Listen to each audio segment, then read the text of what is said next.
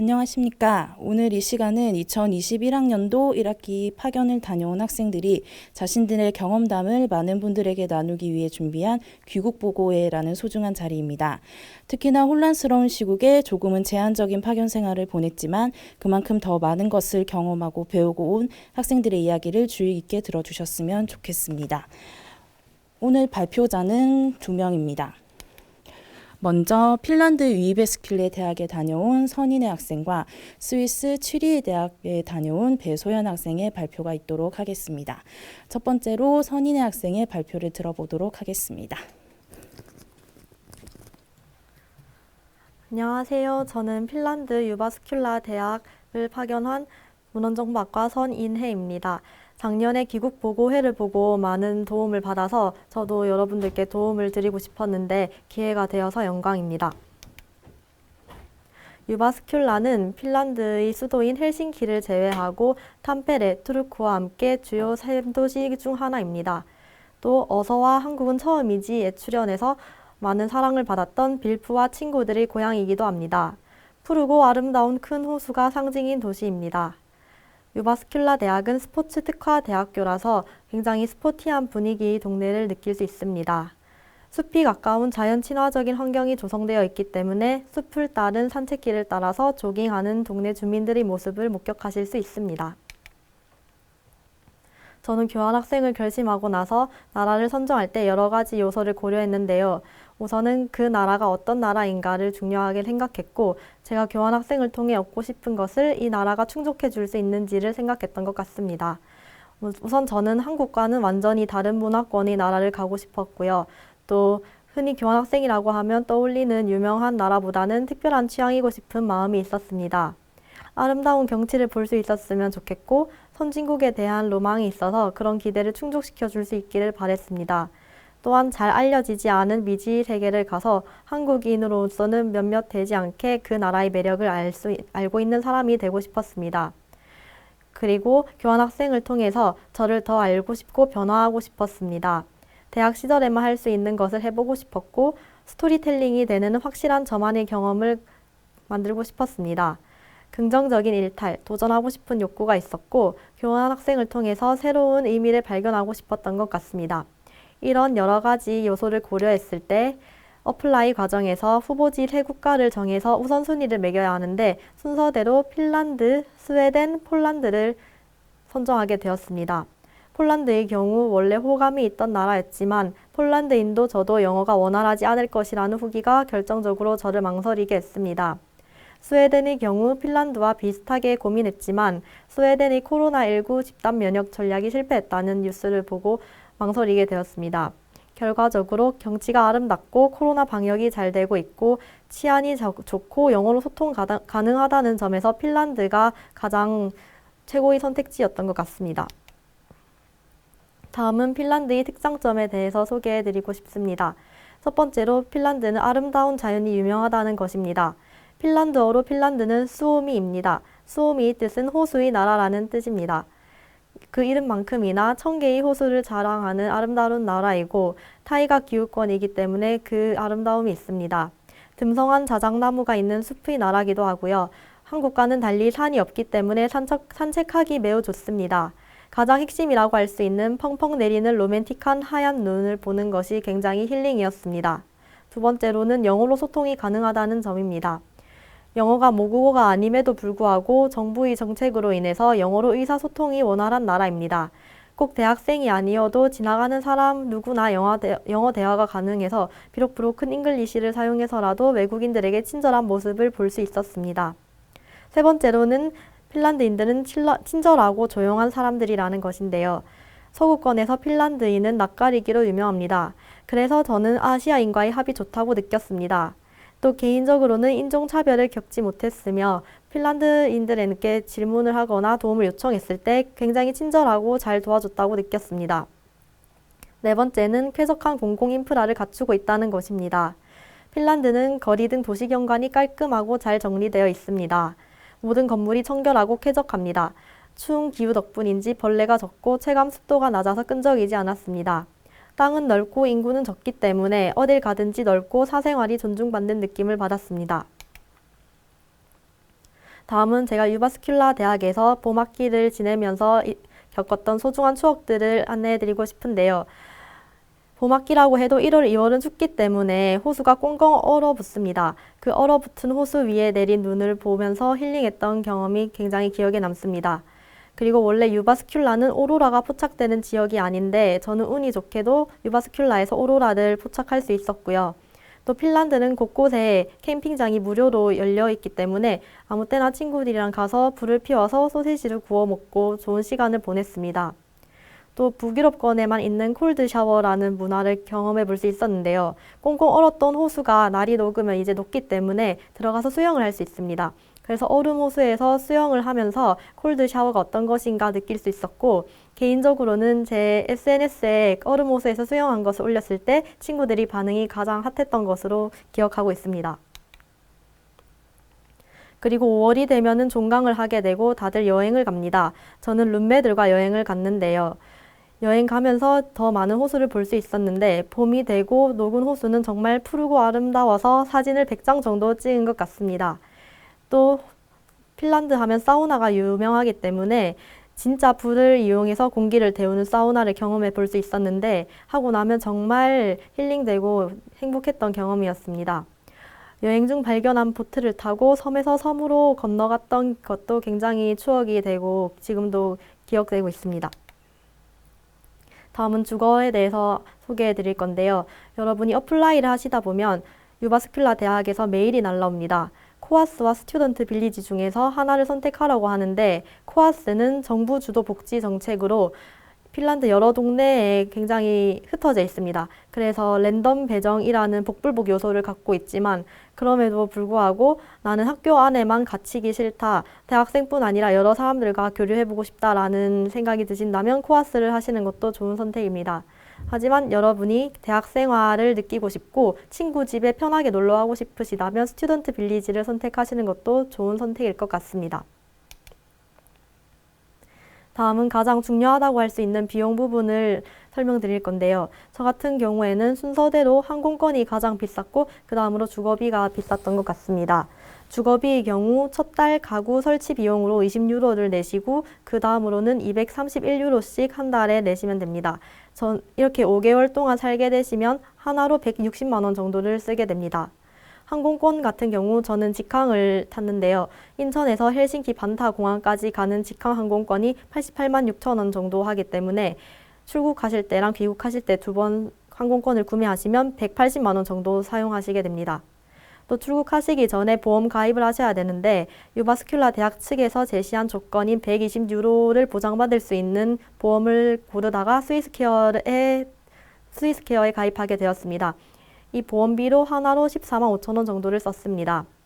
또 출국 전에 흔히 비자라고 부르는 거주 허가증을 발급받으셔야 하는데 이 비용도 47만 원 정도가 듭니다. 이제 도착하시고 나시면 생활을 하시면서 여러 가지 생활비가 드는데 이거는 여러분의 라이프 스타일에 따라서 굉장히 유동적입니다. 저 같은 경우에는 30에서 40만 원씩 쓰자고 생각을 했기 때문에 거기 맞춰서 생활했습니다. 저는 귀국할 때 개인적으로 짐이 너무 많아서 국제 화물을 이용해서 소포를 보냈는데 이게 53만 원이나 해서 굉장히 후회되는 선택이었습니다. 이렇게 결과적으로 필수적으로 약 630만 원 정도를 사용했고 개인적인 여행 경비까지 포함하면은 800만 원 정도 썼습니다. 여러분들도 가시기 전에 나는 800만 원 정도 쓰겠다 이렇게 결심을 하시고 가시면 편하실 것 같습니다. 다음은 현지 적응 과정을 설명드리겠습니다. 우선 가장 필요한 것은 현지 계좌입니다. 저는 계좌 해지가 귀찮다는 말을 듣고 계좌를 만들지 않고 버티겠다라고 생각했는데 알고 보니까 계좌를 만들 때 코드를 나눠주는데 그 코드를 활용해서 여러분 신분 증명을 할 수 있는 거였습니다. 근데 저는 계좌를 만들지 않아서 신분 증명을 하기가 까다로워서 굉장히 애를 먹었던 경험이 있기 때문에 여러분은 꼭 계좌를 만드셨으면 좋겠습니다. 그리고 유심칩 같은 경우에는 여러분이 핀란드 반타 공항에 내리셔서 공항 안에 있는 R-키오스키라는 편의점에 가시면 심카드를 달라고 하실 수 있습니다. 그러면 아마도 사우날라띠 통신사 카드를 주실 텐데 거기 인터넷 무제한 유료 통화 포함된 요금제가 굉장히 저렴하고 가성비가 좋기 때문에 이거 사용하시면 됩니다. 그래서 크게 걱정 안 하셔도 될 것 같아요. 그 외에 다른 정보를 얻으려면 정보를 얻을 수 있는 채널이 부족하다고 느끼실 수도 있는데 너무 걱정하지 않으셔도 됩니다. 유바스큘라 대학에서 1대1로 매칭해주는 버디 친구가 있고 그 친구에게 질문을 하면 충분히 알려주실 겁니다. 그런데 버디 성향에 따라서 더 많은 정보를 주지 않을 수도 있기 때문에 핀란드 현지 친구를 사귀셔도 되고 혹은 일찌감치 유럽 친구들이 만든 교환학생 단톡방에 초대되시면 여러 정보를 보실 수 있습니다. 저는 의외로 느꼈던 것이 핀란드 교수님들은 학생들과 수평적인 관계를 지향하시기 때문에 굉장히 잘 도와주십니다. 또 핀란드는 굉장히 추운 나라로 유명하죠. 그래서 영하 33도까지 내려가기 때문에 절대 만만하게 보시면 안 됩니다. 저는 여행용 전기장판을 들고 가시라고 추천드리고 싶고 모자, 장갑, 부츠는 필수입니다. 그리고 여러분 친구 사귀는 거 고민하실 것 같은데 저는 친구의 친구는 내 친구다라는 생각으로 룸메와 친해지고 룸메의 친구들과 친해지는 방식으로 인간관계를 넓혔습니다. 저는 주로 유럽에서 온 교환학생 친구들과 어울려 다녔고 유럽 친구들은 오픈마인드이기 때문에 혹시나 나를 좋아하지 않으면 어쩌지? 이런 고민은 하지 않으셔도 될 것 같습니다.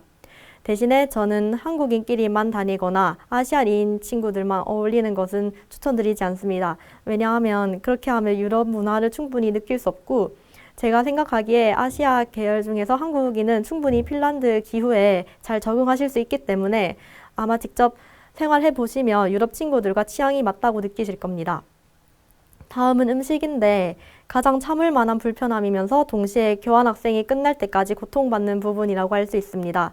저 같은 경우는 한식이 너무 그리워서 직접 만들어 먹기도 했지만 결국 점점 라면에 의존하게 되었는데 여러분은 여러분의 방식으로 슬기롭게 잘 적응하실 수 있길 바라겠습니다. 제가 교환학생을 준비했던 과정은 이렇습니다. 저는 교환학생 다녀온 친구를 보고 저도 가야겠다고 결심했고 결심을 하자마자 바로 기관 토플을 준비했습니다. 기관 토플은 570점을 받았고 회화는 따로 준비하지 않고 내가 잘 할 수 있다는 자신감이 있었습니다. 유바스큘라 대학교 선발 기준은 토플은 72점, 기관 토플은 543점이었고 TO는 4명이었습니다. 이렇게 교환학생을 준비하시다 보면 정보 수집도 하셔야 되고 판단할 게 많으실 텐데 이 과정을 오래 끌지 마시고 결심하셨으면 그냥 바로 지원하시라고 말씀드리고 싶습니다. 파견 준비는 크게 4단계가 있습니다. 첫 번째로 여러분은 국제교류본부에 지원을 하셔야 되는데 국제교류본부에 지원한다는 게 어학을 준비한다는 거죠. 그래서 저는 기관 토플이 가성비가 좋기 때문에 추천드리고 싶고 새벽볼 도서관에 ITP 문제집이 있습니다. 그거를 제출하셔서 샘플 시험지 2회분을 복사하셔서 이것만 풀어보시고 시험을 치셔도 충분히 좋은 점수를 받으실 수 있습니다. 그래서 어학을 빨리 준비하시고요. 지원 동기를 신경 써서 적으신 후에 마감 기간 놓치지 마시고 잘 지원하시면 충분히 하실 수 있습니다. 이렇게 합격을 하시고 나면 부산대학교와 서류 행정을 하셔야 합니다. 크게 어학 점수 증명서, 보험 증명서를 부모님 서명을 포함해서 준비하셔야 되고요. 3번에 걸쳐서 보고서를 작성하셔야 되는데 특히 가장 핵심이라고 할 수 있는 귀국 보고서는 미리 틈틈이 작성하시는 게 나중에 귀찮지도 않고 기억도 휘발되지 않기 때문에 좋습니다. 또 서류 행정을 하실 때 국제교류본부와 이메일로 많이 소통을 하시기 때문에 메일함을 자주 확인해 주세요. 이렇게 우리 학교와 행정을 하고 나면 유바스큘라 대학교와 서류 행정을 해야 합니다. 이거는 제가 살면서 처음 겪어보는 너무 많은 행정량이라서 저는 굉장히 스트레스를 많이 받았고요. 복잡하고 물어볼 선배가 필요하기 때문에 스트레스 받을 수도 있습니다. 또 보험 가입하고 비자 발급받으시고 하시다 보면 큰 지출이 있습니다.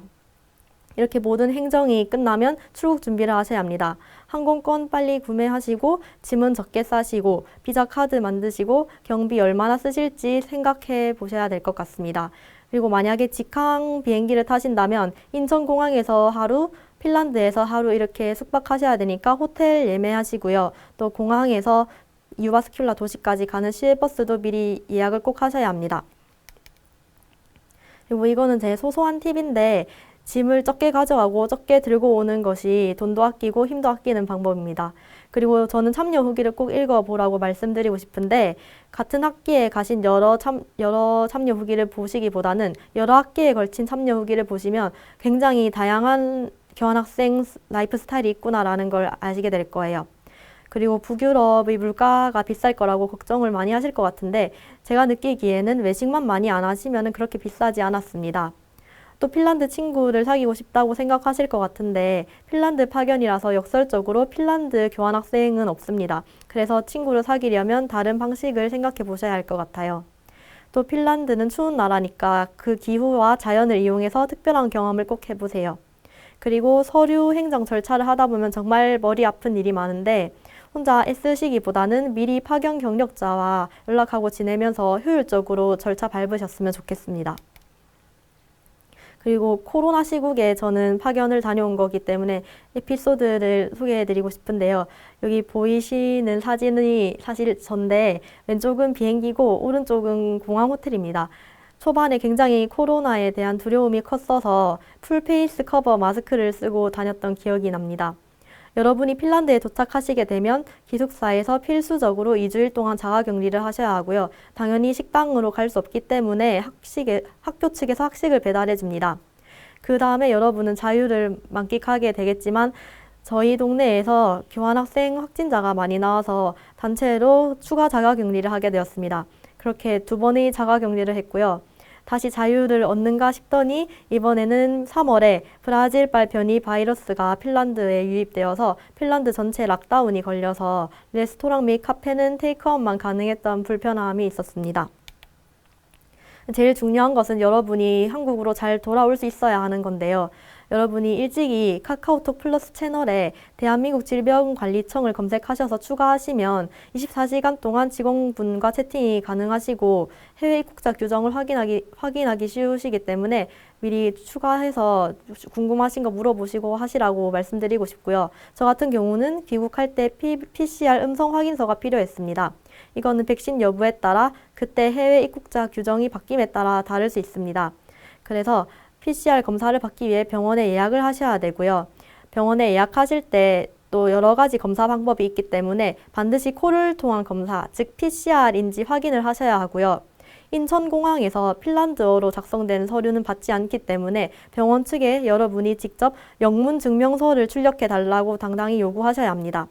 그렇게 서류를 발급받으시고 이제 공항으로 가실 때 절대 서류를 수화물에 넣어서 붙이시지 마시고 몸에 지니고 계셔야 보딩 패스를 할 때 승무원 분께 보여드릴 수 있습니다. 이제 여행지를 추천드리고 싶은데요. 핀란드라고 하면 이제 라플란드 산타 마을이 유명한데 저는 그것보다는 수도인 헬싱키를 겨울에 한 번, 여름에 한 번 가셔서 눈이 쌓인 헬싱키 대성당과 눈이 녹은 헬싱키 대성당 2개 비교해 보시라고 하고 싶고요. 또 탐페레라고 공장 도시가 있는데 산업적인 느낌과 감성이 공존하고 댐이 굉장히 아름답기 때문에 추천드립니다. 또한 핀란드의 옛 수도인 투르크는 항구 도시로 활기찬 분위기가 느껴지기 때문에 한국으로 치면 부산 같은 도시입니다. 그래서 꼭 가보시라고 말씀드리고 싶고 제가 가장 추천하는 여행지는 올란드 제도입니다. 여기는 핀란드령이지만 스웨덴 문화권이기 때문에 올란드 제도를 다녀오시면 스웨덴도 다녀오신 느낌이 드실 거예요. 또 여기는 투르크에서 크루즈를 타고 가셔야 하기 때문에 크루즈 여행이 포함되어 있는 코스입니다. 그래서 추천드립니다. 저만 가졌던 특별한 교환학생 경험이 있다면 그건 홈스테이인데요. 원래 유바스큘라 대학 측에서 패밀리 프로그램이라고 해서 핀란드 현지 가정집과 교환학생을 1대1로 매칭해 주는 게 있는데 코로나19 때문에 취소되어서 굉장히 아쉬워했습니다. 근데 때마침 제가 현지 친구를 사귀었고 친구한테 너희 집에서 홈스테이를 하고 싶다라고 얘기했더니 흔쾌히 들어주어서 2박 3일 동안 비용 하나 없이 홈스테이를 할 수 있었습니다. 심지어 친구의 부모님으로부터 용돈도 받고 좋은 추억을 쌓았습니다. 제가 이 경험을 통해서 여러분께 말씀드리고 싶은 건 기회는 언제든지 여러분이 만들 수 있다는 것입니다. 네, 마지막으로 교환학생을 통해서 얻은 점을 소개해드리고 싶습니다. 우선 첫 번째로는 제 시야가 확장되었다는 것입니다. 원래 저는 외국 가본 경험이 별로 없어서 살면서 한 번쯤은 외국을 가보자라고 생각했는데 교환학생을 다녀오고 나서는 내년에는 또 어디를 가지? 라고 생각할 만큼 마음이 열렸습니다. 또 교환학생 중에 전 세계에서 오는 교환학생 친구들과 교류를 하기 때문에 한국에 갇힌 시야가 무엇인지 알게 되고 경계할 수 있게 되었습니다. 두 번째로는 자아 성장인데요.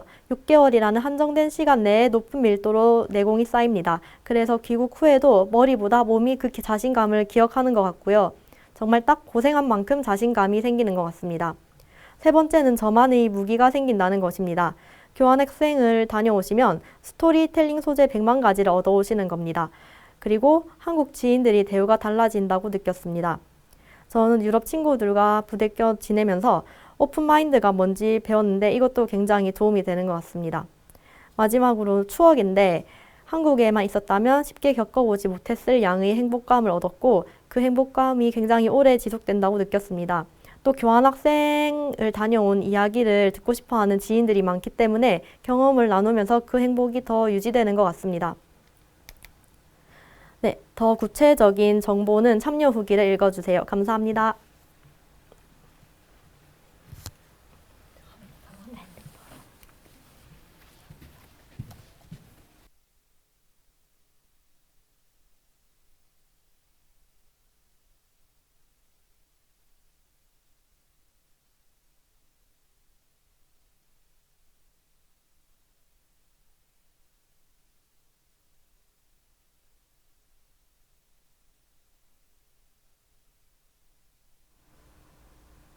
안녕하세요.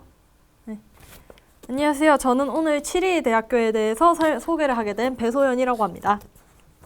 이 발표가 7위 대학교를 가시는 분뿐만 아니라 유럽에 이제 교환학생 파견 가시는 분들에게도 도움이 되기를 바라며 발표를 시작하도록 하겠습니다. 일단 제가 7위 대학을 선택한 이유는 비용이 가장 큽니다. 이제 보통 교환학생이 나가면 평균 1,000만 원 정도를 가져간다고 생각하시면 되는데요. 이제 저 같은 경우는 부모님한테 그렇게 큰 돈을 선뜻 갑자기 이제 비용을 이제 조금 서포트 해달라고 하기가 조금 그래서 이제 800만 원을 지원해주는 쌤 프로그램에 지원을 하게 됐고요. 그 중에서 또 이제 7위 대학에 있었기 때문에 그것을 선택을 하게 됐습니다. 그다음에 또 위치가 가장 중요했는데요. 아무래도 여행을 가기 편한 위치였으면 좋겠다라고 했는데 딱 스위스가 유럽의 중부에 자리하고 있어서 기차로 어디든지 갈 수 있었기 때문에 또 7위 대학을 선택한 것도 있고요. 그다음에 스위스 하면 자연경관이 좀 당연히 유명하죠. 청결하고 또 설산도 많고 그래서 여기를 선택했고 그다음에 네 번째는 치안인데 아무래도 제가 유럽을 또 처음 가고 완전 낯선 곳에 가는 거기 때문에 그다음에 안전도 고려하고 싶었습니다. 그래서 이제 스위스를 7위를 고르게 됐는데 스위스의 치안은 한국과 비슷한 수준이라고 생각하시면 됩니다. 자, 이제 가기 전에는 무엇이 필요할까? 가 궁금하신 분들이 있을 겁니다. 일단은 할 게 되게 많긴 한데 어렵지 않게 학교에서 가이드라인이나 그런 데드라인을 잘 알려주기 때문에 그것만 보고 따라 하시면 됩니다. 일단은 UGH에서 당신 우리 학교에 합격했으니까 비자 신청서를 발급해줄게. 그러니까 우리한테 95%를 보내줘 라고 하시면은 은행에 가셔서 보내시면 돼요. 약 10만 원 정도 합니다. 그러면은 이제 거기서 뭐 비자 대사관에 보내야 될 서류 그런 거를 다 보내주거든요. 그러면은 원래 이제 직접 갔어야 됐는데 코로나 상황 때문에 이제 그냥 전화를 해서 하면은 여권을 우편에 넣어서 보내시면 됩니다. 여권을 넣으셔야 돼요. 그 다음에 이제 학교에서 CV나 뭐 교수 추천서, 임시 수강 신청서예요. 임시 수강 신청서를 이제 보내라고 하는데 그것을 한 모빌리티 사이트라는데 다 업로드를 해야 됩니다. 근데 거기 보면은 이제 그 업로드 했음, 안 했음 이런 게 다 뜨거든요. 상태가 다 뜨기 때문에 그거를 보시고 하면은 됩니다. 하나씩 하시면 돼요. 안 어려워요. 그다음에 보코에서 이제 그러면은 기숙사 신청을 하라고 합니다. 이 보코는 뭐냐면은 이제 학생 기숙사를 제공해주는 그런 건데요. 이제 비고란에다가 나는 마이어비센슈트라세에 배정을 받고 싶어 하면은 그런 요구 사항을 조금 반영해주는 걸로 알고 있습니다. 그래서 이제 그런 거 적으시면 되고요.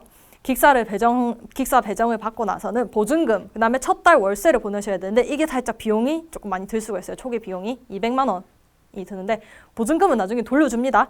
근데 살짝 오래 걸려요. 12주 후에 보내주기 때문에 인내심을 가지고 기다리셔야 됩니다. 그다음에 이제 가서는 무엇을 해야 되는가? 이것도 학교에서 다 보내줍니다. PDF 파일에다가 정리를 해서 다 보내줘요. 그래서 그거를 보고 스케줄을 하나하나 정리하셔서 꼭 이제 차례차례 하시면 돼요.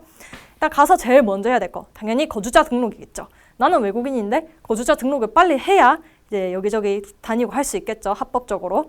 그래서 이제 크라이스비로라는 데 가야 돼요. 크라이스비로는 뭐냐면 이제 동사무소 같은 건데 거기를 가서 이제 나의 여권, 그다음에 그 학교에서 수학 허가서, 그다음에 돈 20만 원, 약 한 18프랑, 15프랑 그 정도 되는데 이제 그거를 가져가시면은 이제 레지던스 퍼밋을 발급하기 위한 또 예약을 잡아주니까 이제 거기 가서 또 하시면 되고요.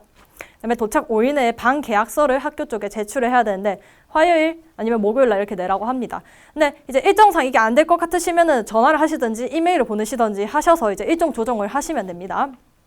그 다음에는 이제 쥐리히 하uptbahnhof에 가셔서 이제 중앙역에 가셔서 SBB에 가시면은 이제 교통카드를 발급을 할 수가 있는데요. 이제 당연히 이제 이 거주증이 나오기 전이라면 여권, 그다음에 증명사진 한 장 챙겨 가셔야 돼요. 왜냐면은 이거 여기 보이시면 이제 이 사진을 얼굴에다가 박아야 되기 때문에 이제 사진 한 장 가져가시면은 이제 할 수 있고, 그 다음에 또 현지 계좌를 뚫으면은 아주 좋습니다. 왜냐면은 이제 수수료나 그런 게 생각보다 많이 좀 나가기 때문에 한국 카드를 쓰면은 그래서 이제 은행 가셔서 계좌 발급하기 하시면 되고, 이제 상기 카드들을 발급하기 전이라면은 꼭 여권 항상 가지고 다니셔야 됩니다.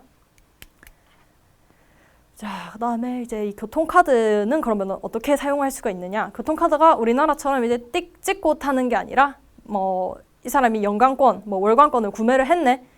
그런 거를 이제 기계에 확인을 해서 그게 뜨면은 괜찮은데 안 뜨면은 무임승차가 되는 거예요. 그래서 영무원들이 항상 이제 그 기차 안을 돌아다니면서 가끔씩 검사를 하는데, 그래서 이제 제가 사는 거 추천드리는 거는 이 할브탁스라는 겁니다. 즉 뭐냐, 이제 반값 패스라는 건데 이제 연간권이에요. 1년 단위로밖에 안 팔아요. 근데 사놓으면은 굉장히 쓸 곳이 많기 때문에 일단 처음 13만 원만 내면은 이제 1년 동안을 쓸 수 있습니다. 그다음에 은근 이제 어디 여기저기 다닐 때 쏠쏠하게 잘 사용할 수 있기 때문에 이제 이거는 사시는 거 추천드리고요. 그다음에 스위스 이제 SBB에서는 스위스를 이렇게 구역을 나눠서 번호를 매겨요. 예를 들어서 뭐 경상남도는 111, 뭐 경상북도는 112 이렇게 해서 나눠 놓는데, 그래서 만약에 내가 존 111 티켓을 샀다. 그러면 그 111 존 안에 있는 모든 트램, 버스, 기차는 그냥 탈 수 있는 거예요. 그래서 이거는 달에 6만 원 정도 하는데 이거를 사두시면은 돈이 아주 절약이 됩니다. 그다음에 은행 같은 경우는 저는 UBS가 제일 가깝기도 하고 해서 이제 여기를 가서 계좌를 만들었는데요. 일단 가면은 직원들이 기본적으로 굉장히 친절하고 영어도 잘하기 때문에 이제 계좌 뭐 사인하라는 거 사인하고 기다리다 보면은 바로 카드랑 비밀번호를 내가 설정할 수 있는 게 아니라 이미 설정된 비밀번호와 카드를 보내줘요. 그래서 그 카드를 가지고 나중에 이제 ATM에 넣어서 내가 비밀번호를 바꿔야 되거든요. 이제 행정이 조금 답답한 그런 게 있는데 그래도 기다리셔야 되고, 그다음에 이제 모바일 뱅킹 사용하고 싶으시면은 그 카드 또 번호 생성기를 주기 때문에 그거 또 받으면은 할 수 있기 때문에 인내심이 살짝 필요하실 거예요. 그냥 좀 기다리시면 돼요, 이거는.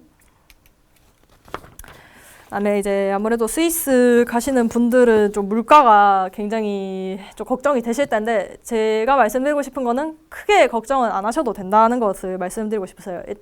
일단은 이제 여행을 가서 물가가 비싸다고 생각하시는 분들은 외식을 어쩔 수 없이 해야 되는 그런 부분이 있잖아요. 근데 저희는 이제 교환학생으로서 가는 거기 때문에 그냥 식재료를 사서 요리를 하는 시간이 더 많아서 한국이랑 뭐 비슷하거나 오히려 더 싸게 살 수도 있어요. 유제품이나 과일 같은 거는. 그래서 돈은 솔직히 저는 그렇게 많이는 안 들었었고, 이제 여기 써놓은 쿱, 미그로스, 이게 여기가 제일 가격이 너무 비싸요. 왜냐면은 여기는 스위스 국내산 제품만을 팔기 때문에 조금 비싸고요. 이제 그 다음에 중저가 정도는 이제 데너, 그다음에 제일 싼 거 이제 독일 브랜드는 ID, 리들은 되게 쌉니다. 여기는 이제 뭐 스페인, 독일, 프랑스 이런 데서 과일, 유제품 이런 거 수입을 해온단 말입니다. 수입을 해오거든요. 그래서 조금 비교적으로 싸고요.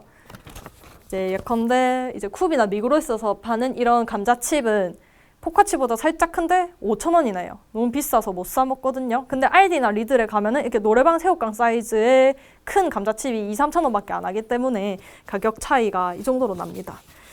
그러고 이제 알디나 리들 같은 데 가면은 파스타랑 파스타 소스 이런 것도 되게 싸게 팔기 때문에 이제 필요할 때마다 그냥 사셔서 밥 해 드시면 아주 좋고, 그 저번에 이거 발표하신 분은 콘스탄츠나 이런 교외 지역까지 가셔서 이제 음식을 사 오셨는데 저는 이제 그렇게까지는 안 했고 그냥 알디나 리드 이용하시는 거 저는 추천드립니다. 그다음에 이제 제가 생각했을 때 이제 꼭 좀 챙겼으면 좋겠다 하는 거를 조금 정리를 해봤는데요. 아무래도 유럽은 신발을 신고 이제 실내에 들어가는 그런 문화가 있기 때문에 이제 내가 아무리 방바닥을 깨끗하게 닦는다 쳐도 조금 찝찝하단 말이에요. 그래서 실내용 슬리퍼 챙겨가시면 좋고, 내 방에 만약에 뭐 발코니가 있다 이러면은 실외용 슬리퍼도 하나 챙겨가시면 좋습니다.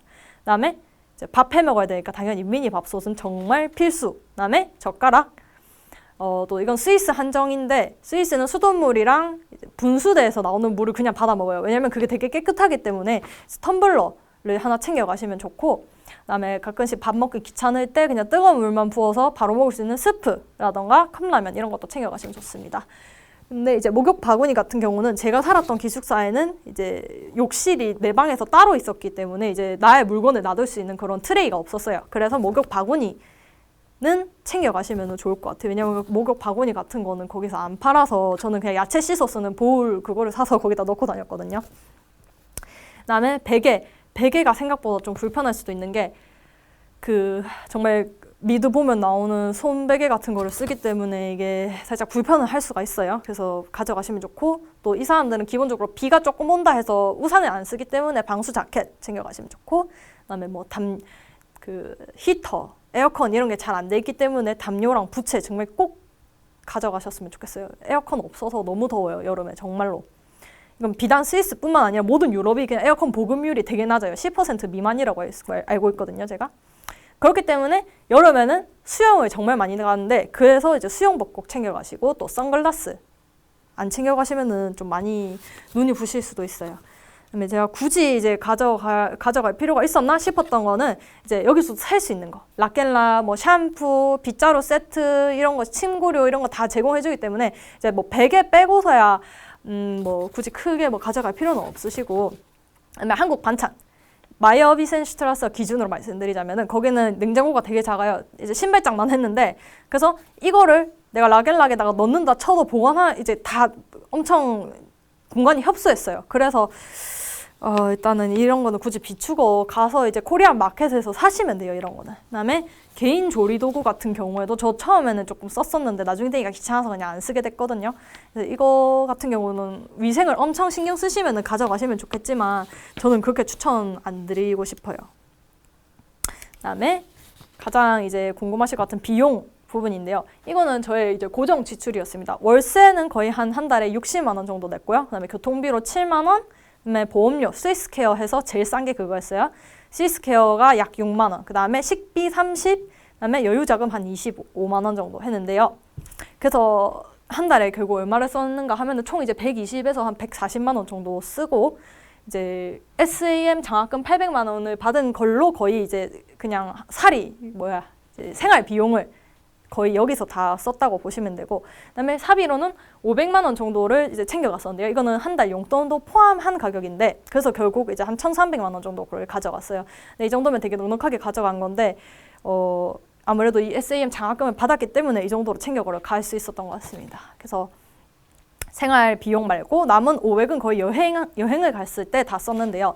이제 어디를 다녀왔느냐 하면은 프랑스, 이탈리아, 체코, 오스트리아, 독일, 폴란드, 뭐 리히텐슈타인 이런 데를 다 다녀왔는데, 이제 이동 수단으로는 제가 기차를 많이 이용했는데요. 유레일 패스를 사시면은 기차를 이제 티켓을 안 구매하시고 탈 수가 있어요. 근데 여기서 이제 가끔씩 예약 좌석을 해야 되는 경우가 있거든요. 이제 그런 경우를 다 따지셔서 뭐 유레일 패스를 하는 게 더 쌀지 아니면은 내가 따로 그냥 예매하는 게 나을지 그런 거 계산을 하셔도 됩니다. 근데 저는 그냥 이제 조금 귀찮았어가지고 유레일 패스를 사용해서 다녔고요. 숙소 같은 경우 제가 이제 폴란드를 갔을 때 폴란드 친구 집에서 머물렀었는데요. 그래서 조금 비용을 아낄 수 있었어요. 그래서 이제 기숙사에서 많은 외국인들 사귀셔서 이제 그 친구들 집에 놀러 가시고 하면은 또 이제 가성비를 풀로 땡겨서 여행을 하실 수가 있습니다. 자, 그다음에 이제 제가 머물렀던 마이어 비센슈트라스에 대해서 말씀을 해드리도록 하겠습니다. 이제 거기는 되게 많은 사람들이 같이 사는 곳이었어서 어쨌든 친구를 사귀려면 말을 제가 먼저 걸었어야 됐어요. 근데 낯이 너무 많이 가리는데 어떡하죠? 라고 생각하실 수 있어요. 저도 그랬어요. 왜냐면 저도 처음 한두 달 정도는 정말 힘들었고, 이제 제가 갔을 때 그렇게 조금 살가운 외국인 분들이 많이 없었어가지고 힘들었는데 일단 견뎌내셔야 돼요. 그래서 먼저 말 걸다 보면은 나와 맞는 친구들 사귈 수 있고, 언제든지 친해질 수 있으니까 너무 두려워하지 마세요. 근데 이제 너무 100명 이렇게 같이 지내는 건 조금 부담스럽다 하시면 이제 세자리츠라는 곳이 있는데, 여기는 한 플랫에 8명, 뭐 9명 이렇게밖에 안 살기 때문에 이제 그 안에서 조금 돈독해지거나 아니면은 뭐 가끔씩 건너편 플랫 사람들이랑도 친해질 수 있고, 이제 그렇기 때문에 조금 더 돈독하게 지내실 수가 있어요.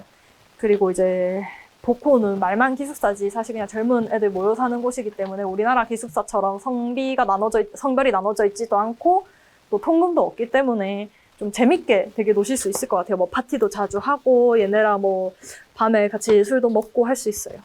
되게 좋고 그다음에 이제 학교는 어떻게 가나요? 제가 살았던 기숙사를 기준으로 말씀을 드리자면은 이제 본 캠퍼스는 트램 6번 트램을 타시고 30분이 걸립니다. 그다음에 정치외교학과 건물이 있는 1회 캠퍼스는 이제 조금 복잡한데 버스 80번을 타고 또 갈아타서 69번을 타면은 한 40분 정도 걸립니다. 여기가 제일 오래 걸렸어요. 그다음에 이제 ETH 공대 분캠인 흥글베르크 캠퍼스를 가시려면은 버스 80번 버스를 타시면은 한 18분 정도 걸립니다. 이제 제가 살았던 곳에는 이제 뭐 기차역도 바로 앞에 있고 트램이나 버스역도 바로 앞에 있었기 때문에 가기가 되게 편했고요. 그 외에 어떻게 가는지 모르겠다 하는 장소는 구글 맵을 적극 활용하시면은 이제 굉장히 편하게 가실 수 있습니다. 이제 이 뒤에 거는 기숙사 약도인데 혹시 마이어비센슈트라스에서 살게 되시는 분들은 이거를 참고하시면 조금 편하실 거예요. 다음에 조금 현실적인 얘기를 하고자 하는데 인종차별에 관한 겁니다. 저는 일단은 처음 입국을 했을 때 유럽에 입국을 하려 했을 때 그 환승국에서부터 인종차별을 당했어요.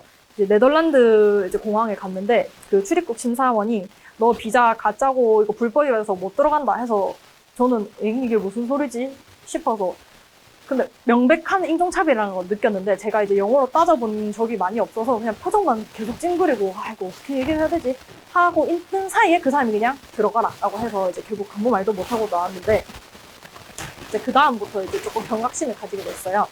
아, 나 진짜 외국에 이제 왔구나 이제 정신을 차리자 라는 생각을 했습니다. 그래서 여러분들은 가시기 전에 조금 시뮬레이션을 하고 가시면 좋을 것 같아요. 만약에 이 사람이 나한테 부당한 말을 한다 싶으시면은 이제 excuse me 이래서 이제 그렇게 따지셔도 될 것 같아요. 이거는 물론 어디서나 이제 조금 공적인 자리에서 이렇게 그렇게 따지시면 될 것 같고 근데 문제는 이제 길거리에서 이제 인종차별을 당하시면 그렇게 안 하셨으면 좋겠어요. 시리에도 인종차별이 있긴 있습니다. 근데 주로 이제 누가 인종차별을 하느냐 10대들 이제 옷을 이렇게 입은 사람들이 있어요.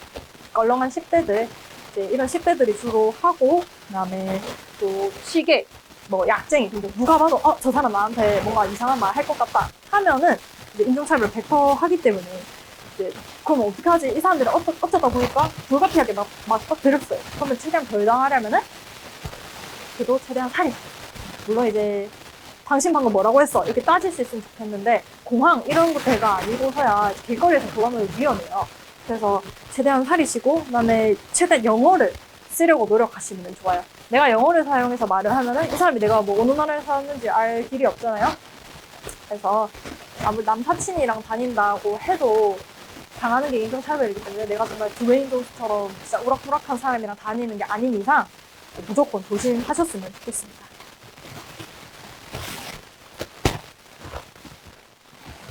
그다음에 솔직한 코로나에 대한 인식을 말씀드릴게요. 이제 스위스 사람이 솔직히 마스크 정말 잘 안 쓰고 다니거든요. 여기도 물론 이제 마트, 박물관, 대중교통 등 실내에서는 마스크를 끼는 게 필수지만 뭐 실외, 야외 활동, 공원 이런 데 산책하거나 할 때는 굳이 왜 끼지? 이런 분위기가 더 만연하단 말이에요. 실제로 저 같은 경우에도 이제 외출할 때 마스크 끼면은 너 어디 아파? 이런 소리 되게 많이 들었었어요. 그래서 결론 이제 한국에서 저런 방역 수칙을 꼭꼭 준수하고 다니는 것도 괜찮지만 이제 기왕 외국에 나간 거 마스크도 좀 벗고 편하게 지내시는 것도 저는 좋다 생각하거든요. 물론 이제 본인의 몫이지만 이제 저는 마스크 그래도 벗고 놀러 다니는 거 괜찮다고 생각합니다. 그다음에 또 야외 활동을 저는 굉장히 추천드려요. 일단 트레킹, 수영, 피크닉 이런 거 많이 하셔야 돼요. 왜냐면 스위스 자체가 자연 경관이 너무 아름다운 곳이기 때문에 이런 한국에서는 조금 할 수 없는 그런 활동 많이 하셨으면 좋겠고요. 근데 반대로 이게 또 자연이 좋은 게 좀 단점이 될 수가 있는 게 여기는 정말 칠리는 정말 콘텐츠가 없기 때문에 뭐 PC방도 없고 노래방도 없기 때문에 어쩔 수 없이 이런 걸 하게 되는 그런 것도 있어요. 근데 그만큼 되게 좋으니까 꼭 하셨으면 좋겠습니다. 그다음에 또 기타 조심해야 할 거는 대마초 조심하셔야 돼요. 파티 같은 데 가면 애들이 이제 담배 같은 거를 막 말고 있단 말이에요. 근데 그러면은 이제 거기서 알짱알짱 거리고 있으면 너도 할래? 이렇게 하는데 꼭 물어보셔야 돼요. 이거 혹시 대만이? 이렇게 물어보세요. 안 그러면은 이제 큰일 날 수 있겠죠. 그리고 대말하고 그러면은 안 돼. 나는 이거 잘못하면 내가 잡혀갈 수가 있다. 라고 이제 한두 번 정도 계속 얘기하다 보면은 친구들이 와서 알아서 아, 얘는 그거 하면 안 돼. 얘 잡혀가거든. 이라고 이제 보호를 해줍니다. 자, 조심하셔야 돼요. 그다음에 이제 마무리하는 느낌인데 이제 마지막으로 목표를 꼭 뚜렷하게 하셨으면 좋겠어요. 이거는 파견 가셨던 분들이 다 공통적으로 말씀하신 것 같은데 내가 뭘 할 건지 정확하게 정하고 가셨으면 좋겠어요. 뭐 내가 영어 공부를 하고 와야지, 뭐 학과 공부를 하고 와야지, 아, 난 여행을 갔다 와야지, 이런 거를 정하고 가세요. 근데 제가 봤을 때 2개 정도는 동시에 하실 수 있어요. 뭐, 영어 공부 플러스 여행, 영어 공부 플러스 학과 공부, 이렇게는 하실 수 있어요. 근데 이제 3개 다 하기에는 물론 할 수는 있습니다. 근데 교환학생까지 가서 굳이 이제 한국에서처럼 그렇게 좀 빡빡하게 살 필요는 없을 것 같다는 개인적인 저의 생각이고, 그다음에 일단 두려워하지 마세요. 낯선 사람한테 말 거는 문화는 우리나라에서는 조금 이상하게 보일 수도 있지만 이제 거기서는 정말 자연스러운 거기 때문에 거기에 동화돼서 마치 나는 이제 미국 드라마의 주인공이다 라는 느낌으로 즐기시면 됩니다. 그냥. 네, 그다음에 무조건 해보세요. 뭐 야외 수영이든 뭐 바베큐 파티든 트레킹이든 뭐 다 해보시면 정말 후회 안 하고 갔다 오실 수 있고, 이제 저는 좋은 친구들 정말 거기서 많이 만났고 뜻밖의 인연도 정말 많았고, 진짜 제가 예상치 못한 일들도 엄청 많이 일어났었기 때문에 진짜 이 추억으로 저는 평생 살아갈 수도 있을 정도로 정말 재밌었거든요. 그래서 여러분들도 꼭 후회 없이 다녀오셨으면 좋겠습니다. 네, 좋은 추억 꼭 많이 쌓고 오시고 시리대학 정말 추천드립니다. 그럼 오늘 여기서 이제 발표 마치도록 하겠습니다. 감사합니다.